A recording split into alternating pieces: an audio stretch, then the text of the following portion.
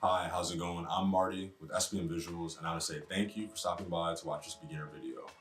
Today we're going to talk about 3 really important things for your photography, and that every photographer needs to know at the back of their hand. And that's aperture, shutter speed, and ISO, and how they affect your image. Now, if you did not know, all 3 of these will affect the brightness and the darkness of your image. But why do you need 3 things to do the same thing? Or is that even their purpose? They have other benefits. Aperture is going to control the depth of field in your image. So a lower aperture will give a shallower depth of field and put your subject in focus and their environment out of focus. That's going to be articulated by annotated by f2.8 or f1.8, something like that. That's going to be a nice shallow depth of field. The other end of that would be a much larger aperture. It is larger, that's how you describe it, a larger aperture. f22, that would put your subject in focus and their background also in focus. You would use that for like architectural photography or landscape photography, whereas you would use a shallow depth of field for portraiture or maybe sports or product photography. So moving on to shutter speed. Shutter speed is, you can think about that like your camera blinking, okay? So the faster your camera blinks, the less time it has to let light come into the camera and hit the sensor. So that's gonna make your image darker. The longer you let your camera blink, the more light can come into the camera and the brighter your image will be. Now, why would you use one or the other? You would use a faster shutter speed to freeze action. So if you're shooting sports photography, like football or baseball, lacrosse, you would use a faster shutter speed. It's gonna freeze the action. You would use a slower shutter speed if you were shooting like architecture or maybe landscape, depending.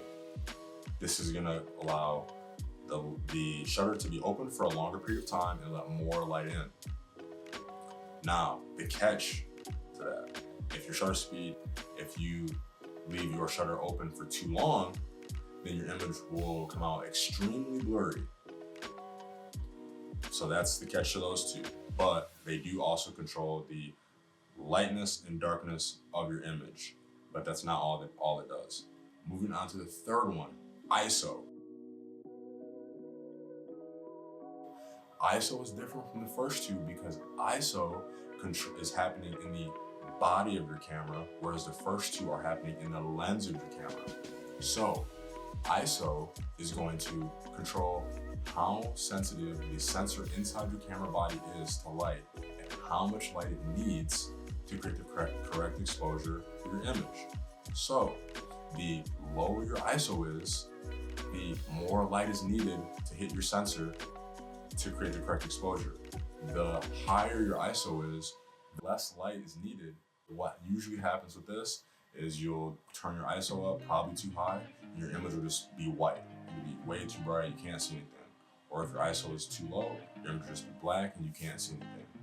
So you have to fine tune it, take your time. And if you have a mirrorless camera, you can see your settings change live as you manipulate your dials on your camera.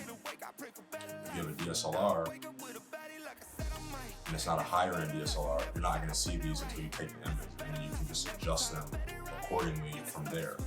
So the other catch with ISO is, if you raise your ISO too high, not only will the image be blown out, it'll be like, not blown out like white, like when you have your shutter speed too slow, it'll be blown out like a fuzzy gray, like, think about it like a ruined piece of film.